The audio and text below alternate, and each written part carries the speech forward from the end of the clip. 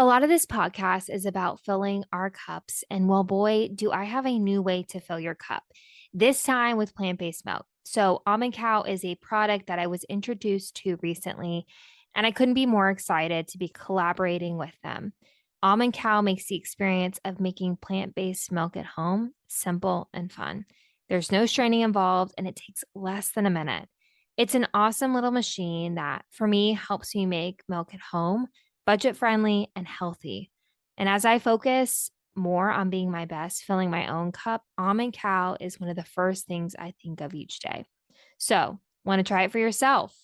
Almond Cow is offering a special code for you that gives you $25 off your purchase of $200 or more. You can shop at almondcow.co, that's co, not com, and use code YourGoodNews at checkout. Hi, and welcome to the Your Good News podcast with me, your host, Katherine Getty. Each Thursday, I'll give you the scoop on the good news coming out of Washington and how you can get involved with this thing called democracy. Welcome back to a special episode of the Your Good News podcast. As I record this, I am still grappling after what we just watched over the last week. In last week's episode 75, I left you with a bit of a cliffhanger.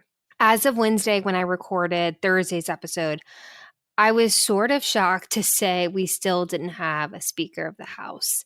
And at that point, there had been a handful of elections for Speaker with no resolution. So let's set the groundwork.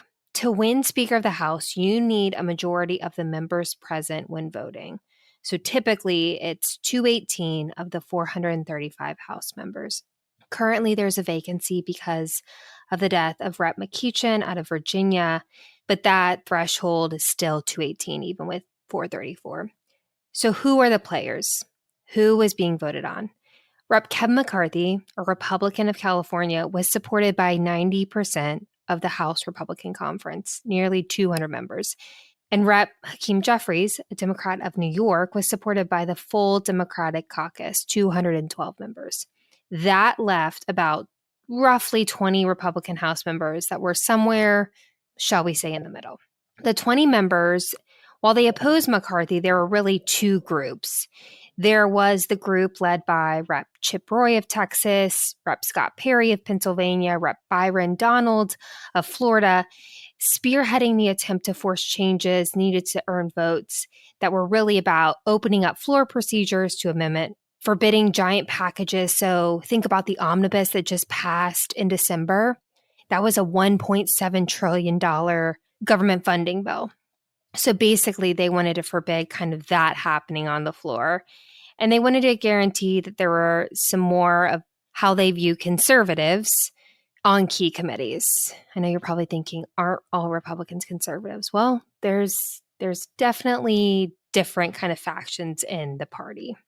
Then there were members, so that's one group that, Chip Roy, Scott Perry, Byron Donald. Then there was another group that could maybe be boiled down to Never Kevins. And they were members like Matt Gaetz of Florida, Lauren Boebert of Colorado.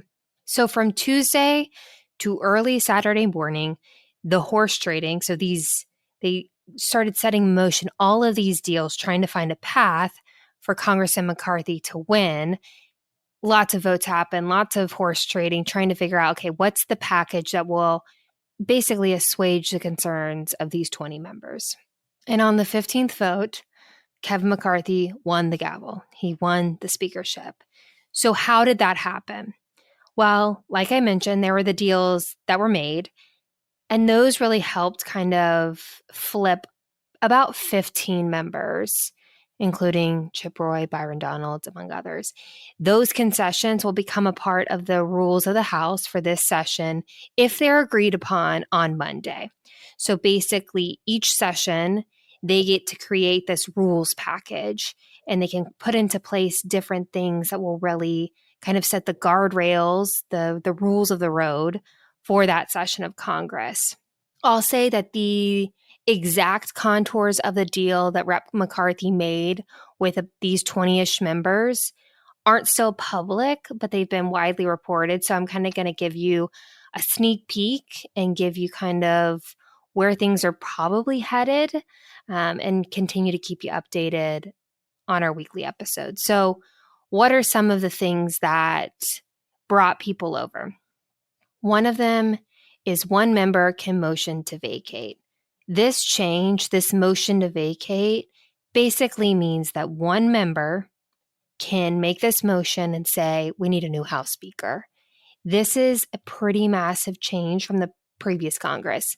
Now, I'll say this rule, this motion to vacate, had always been on the books, but I would argue had never really been weaponized until the last few years. And so in the previous Congress, Speaker Pelosi made the motion to vacate had to be at least 50% of either party had to vote on it before it would get to the floor. So it's a pretty high threshold to get to that point. And the ability for a single House lawmaker to propose a motion to vacate the chair or to bring the floor a vote of no confidence in the speaker had really been a sticking point for these Republicans, these 20 members who opposed McCarthy's bid to be speaker. And I'd argue they have implications because one member means either Republican or Democrat can make this motion. It's going to be really interesting to see if it is weaponized, like I worry that it might be. But this is one of the concessions that Rep. McCarthy made to these conservatives to bring them over. Another one of these concessions is 72 hours to review bills before coming to the floor. I would argue that this is a good change because we often see bills released one night and members are expected to vote on them the next day. And think about getting something in your inbox and being expected to present on it or to make a massive life decision the next day. That's essentially what had been happening. And so that 72 hours to review is going to hopefully allow members to really read it, digest it, think about it, and see if they want to make any changes. We'll see how this tool is implemented in this Congress for sure. One other change is more Freedom Caucus members on the House Rules Committee. References earlier, they wanted to see more conservatives on key committees. And I wouldn't have said that it's a well-known committee, the House Rules Committee, but boy, is it powerful. It is responsible for the rules under which bills can be presented in the House of Representatives. So unlike other committees, which often deal with specific policy areas, it is basically the traffic cop of the House. While adding members that are of the House Freedom Caucus doesn't sound like a massive shift, if you think about the dynamics, so the committee currently is 13 members, 9 Republicans, 4 Democrats. If they decide, okay, we're going to give those 3 House Freedom Caucus seats, that means that if those 3 got together with the Democrats, which I love bipartisanship, but I can also see them utilizing it just to gum up the works. So if those 3 House Freedom Caucus join the House Democrats, it could shut down what the majority wants to do. So I think it's going to be interesting to see if this also has the impacts that I think it might have. So lots of moving pieces, lots happening this week in Washington.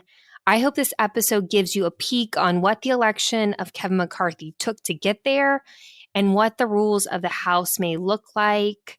Thank you again for joining today's special episode of the Your Good News podcast.